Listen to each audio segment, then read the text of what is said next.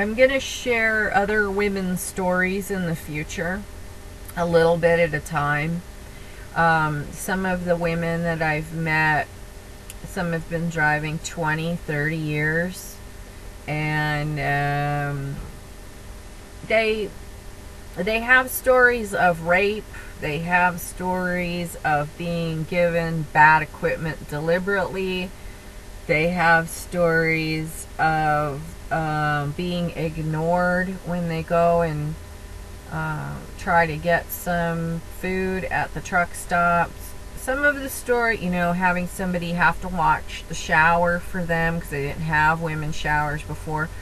Used to be that they used to just have a hose. And trucking has evolved somewhat, but in a way it's still very, very antiquated. And so to introduce women without planning for their arrival is ridiculous. I'm kind of disturbed that this Walmart case has recently emerged at the same time that the VP became a board member on Women in Trucking. This case is going to be heard by the Supreme Court. I've said in the past that I believe that Women in Trucking is nothing more than the false front of a Hollywood set that has absolutely no substance whatsoever. I feel that Walmart has made a huge error in judgment by going and buying a phony sponsorship to support an organization that's actually covered up abuse of women. My story, tried to discredit my story to a filmmaker, tried to downplay some of the things that are going on in the training carriers, to even film production crews. Not one, more than one. And some of the other shenanigans that have gone on in the past, behind the scenes. Numerous things. I feel like we were taken advantage of when Walmart sponsored Women in Trucking, and this guy, Jeff Hammonds, came on the WIT board. Nobody knew about this Dukes versus Walmart case. It's been a buried story, even though it's been around since 2005. It's been a buried story. Even at the salute to the women behind the wheel that Walmart sponsored, and they had some uniformed Walmart women drivers there, no one really knew that this case was going to reemerge. We found out about the Walmart case just a few days after we left Louisville from the salute to the women behind the wheel.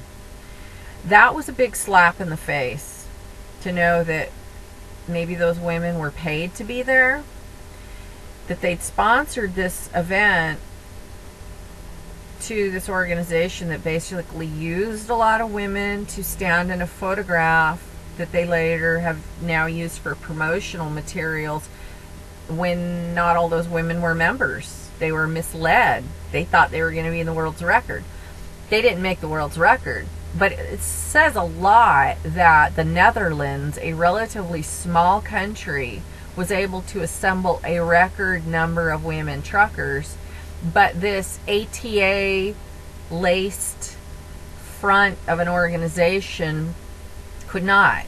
And that says a lot about the intelligence of the truck drivers.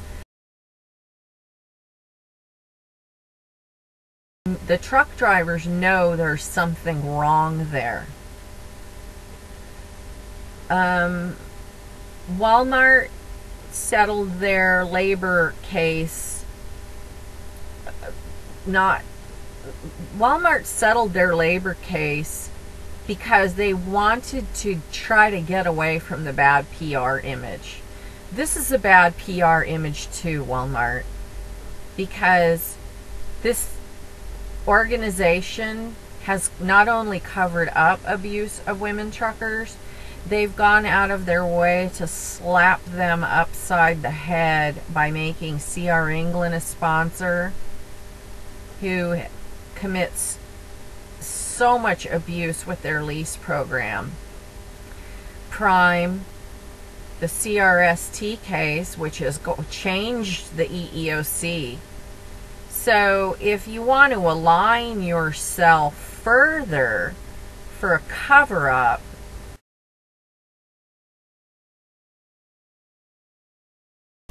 as soon as we became aware that the Dukes versus Walmart case was going to reemerge right after the salute to the women behind the wheel in Louisville, 2010, I was at a Walmart distribution center that same week, later in the week. And in the women's bathroom, they had all these flyers, memos about the case reemerging in the media, the press release. It was an internal press release or memo given to the women of Walmart to like sort of calm the natives, so to speak. That it was an old case and it was, you know, downplay it, no big deal, don't worry about it, disgruntled employees. It was from a female executive. You know, the case is from 2005. I don't know all of the details of this particular case, but it was just sort of like when I saw the memo and then I put the connection together of the timing of when this VP of Walmart got on the board of Women in Trucking, and then to know at the salute they had these uniformed women who, you know, they were really happy to be there, and I talked to some of them about working for Walmart and found out stuff that I didn't know before that I'll share another time. But anyway, it seemed a little sinister to me. Why would they join when they did? Women in Trucking's never done anything for women truckers. Were they trying to lay the groundwork in advance for this case reemerging that they knew about, obviously, to make it look like, look, you know, I'm sorry, we didn't know, we didn't realize they were upset, but now we do, and look, we joined Women in Trucking, okay? I've seen this over and over again. You know, someone gets in trouble, and then Ellen Voy's right there, sign up, boys, right here, and, okay, yeah, that sounds good, okay. And then, has anything changed? Well, I mean, Walmart treats their drivers good. You know, they have nice facilities, they have nice equipment. You don't see too many female women drivers. I have seen some, and they're really, you know, inspiring. You know, they're very far and few between to see them.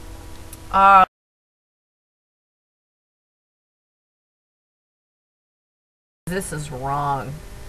If you want to raise your standard, you need to not align yourself with training carriers that are committing all kinds of fraud and driver abuse, including women.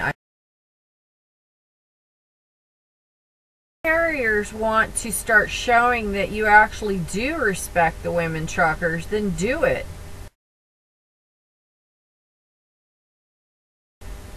Don't just slap a logo on your promotional materials. You look like frauds.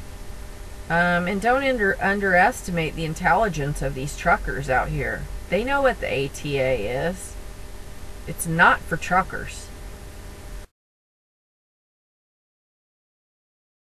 But what I would like to say to Walmart is, if it is your intention to increase your female fleet, then you should be very interested on where truck drivers come from.